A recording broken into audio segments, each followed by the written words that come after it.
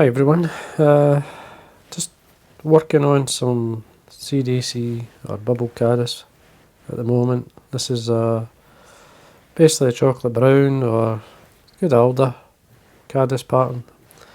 Now I had a couple of questions about what's the earliest caddis fly to hatch at the beginning of the season.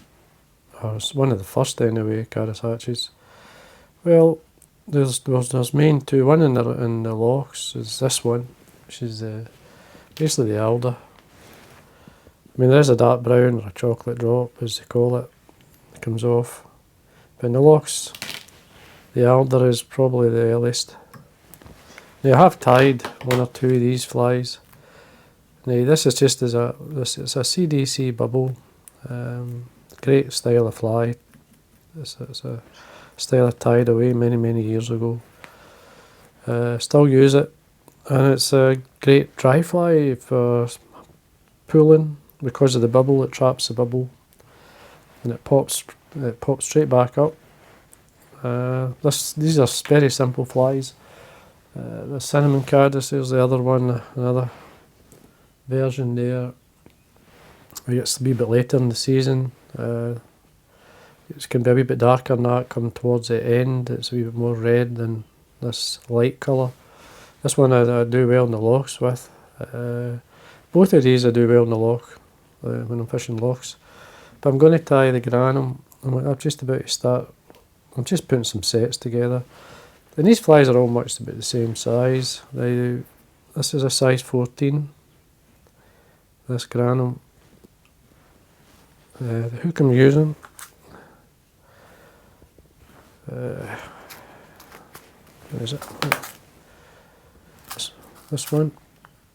This is the Fully Milled Ultimate Dry, size 14. Thread, I'm just going to use a light tan. I could put a grey. Could put a few colours. Now I have tied a Grannom a few times. It's just the question I got asked. Now the bubble CDC.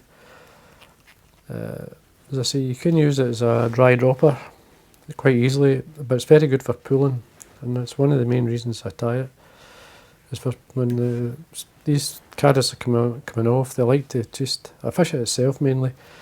I like to pull it with this style of the bubble. You can pull it, it'll go below the surface, it'll pop straight back up, and that's why I like it and why it fishes so well. Now, just put a layer of thread along the shank. Now you want to be tying the Grannom in two sizes. This is a 14 and a 16. Two main sizes. The female has an egg sac at the back.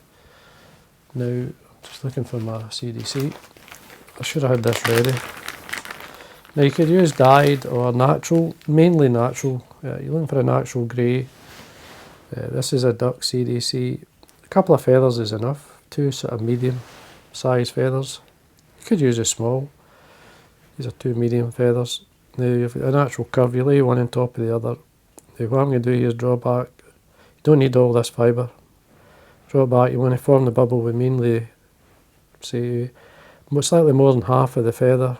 And what I do is, obviously one on top of the other, line up the ends. Pull the fibre in tight. Just pull it in nice and tight. And then you want to tie the tips. Sometimes I like to trim them. So making sure they stay together, but anyway, we'll trim these ones. Just a pinch and loop at the back with 2 or 3 turns. Make sure that these feathers sit on the top. Just check you're going to get the bubble, that it's sitting nice and tight, you get a nice shape, you're looking for that. And you want to make sure this is secure. The egg sac could be a lot of things. Insect green to sort of practically green Highlanders, fine. This is just an insect green seals fur I'm using. You could use any kind of green dubbin or even floss. I've even used foam in the past, but in this style, just a wee egg sac at the back, something that's going to brighten up. Form a wee ball, and then just stroke it back. See what it's like, make sure it's fine, it's okay. Body, I'm just using this as rabbit dubbing with a bit of UV flash blended through it. for the body. Now you could use the CDC fibre as well, which I've done, but this is fine. On a nice shape in the body, like especially with Caddis, it's quite a thick body on the Caddis.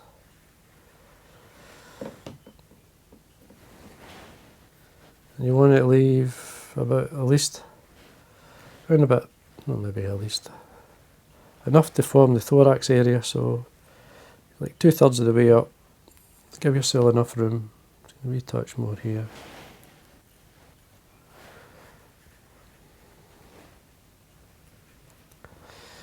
I'm going to trim the fibre a wee bit, especially on the underside. I wouldn't bother too much with this stuff on the top, unless it's very long. That's fine. Now to get to form the bubble, the way I like to do it is you want 2 feathers, you want to keep them tight, lay them along the top flat. You want to draw some of the fibres either side, the CDC feathers, and then take away the excess away at the road. And then you want to form the bubble so it just comes by the bend of the hook. So we come in, there's my length, just sort of pull it into your finger slightly to keep it nice and tight. Pinch and loop on the top, 2 or 3 turns. Check the length because we can always go back. I just want to reduce that a wee bit, it's just a wee touch too long. I mean it'd be fine, but I want to reduce it a wee bit. I want it to be less than the main wing, which is going to be some elk hair. Nice and tight. It could be elk hair or roe deer. Just checking here, that's fine. You can always check the bubble by getting your dubbing needle, put it in. If you've caught anything that you can actually, this will sort it out so it's level. Now that's obviously going to trap the bubble and allow the fly to be brought back up, or it just pops up itself. Now make sure this is tied down. Now wax my thread, come back up to the wing, up to the CDC, sorry. Elk or roe deer or anything, I'm just using some elk here. It's just going to lay in the top. This just makes it last a bit longer. Floats a lot longer, so it does. You'll last a few fish before you have to change flies. Now, I mean, if you keep it dry and use the right type of floatants, like some of these powders, they'll help. So just lined up the tips. Remove the fine under fur as well so I can stack it. Take away any broken ends, there will be the odd one. It's quite easy to locate them. You want these, just the tips, start by the end of the CDC. I trim it before I tie it in so we've got enough to tie it on, which is there. And then you just pinch the thread onto the cut ends. Now I'm going to put horns on this. Just check, see what it's like. It's okay. I'm going to use some crocodile fibre for the horns. So you can tie it in before. Sometimes I tie it in before I even tie the rest of the fly, but some people struggle a wee bit with that, so what I'm going to do is put it on last. So, and don't exaggerate, I know there's only 2 fibres for the horns, but I like to put on, especially crocodile fibre. There's about half a dozen fibres there. So we obviously tips forward. Just catch them on a bit. You want to try and get them a bit a head length away from the eye. See, make sure that space. There we are. Then secure these in. Just run your thread up. Hold the ends of the fibres there. Just watch you don't cut your deer hair. Trim away. See what it's like. It's fine.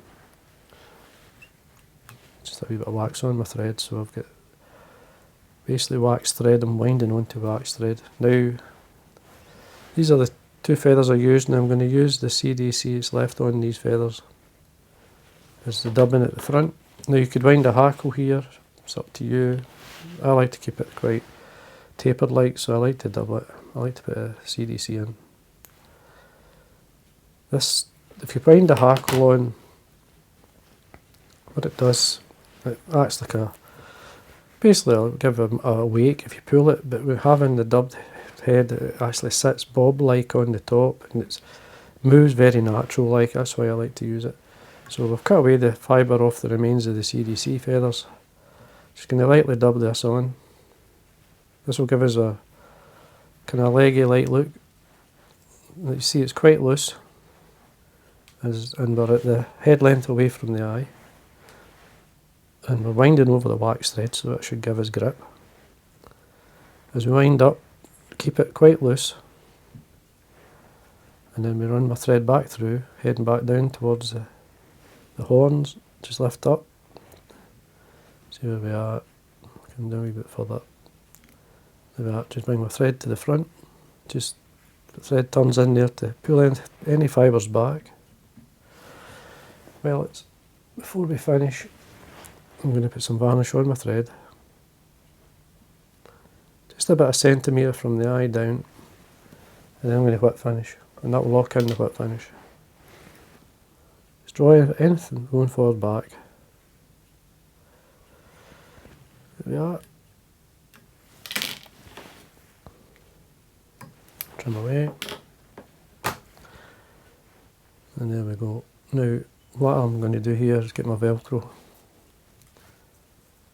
and I'm just going to use it to catch the CDC fibres.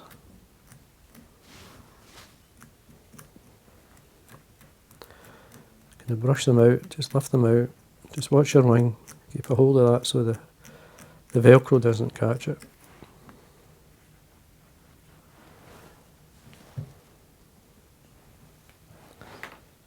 And then if you want, you can actually trim it underneath. So it's nice and flat. Movements on the top. This is a great pattern, it really works. So that's why I'm tying a few for the Grannom hatch, which is in our case towards the end of April. But saying that, I was on the river, we've had some really mild weather. And I was convinced I saw one or two Grannom coming off the other day there while I was fishing. I tried to catch one or two, but they were so fast. But they looked like Grannom to me, and it's just we had up to about 16.5 degrees, which is April weather really. Weather that we normally expect later in the spring. But anyway, there you go, that's that one. The other two earliest ones, I would certainly guarantee make sure you have these in your box, is the Alder and the Grannom. This is just one style, there's lots of styles out there. I've got, I don't know how many styles I've got of this fly. I do catch with them. It just, like, I would say, I mean, you can fish this as a dry dropper, but I like to fish it itself. I like to pull it at times, and especially when they're hatching the Grannom. They break off the shock and they'll flutter a bit and move, and that triggers a fish to have a go. You'll see it in the water. But anyway, there we are. The other one for later in the season would be the light cinnamon. This one here, and then there's a dark cinnamon, which is obviously a bit more brown in it. So anyway, there we are folks. I hope you enjoyed that, and again, thanks for watching.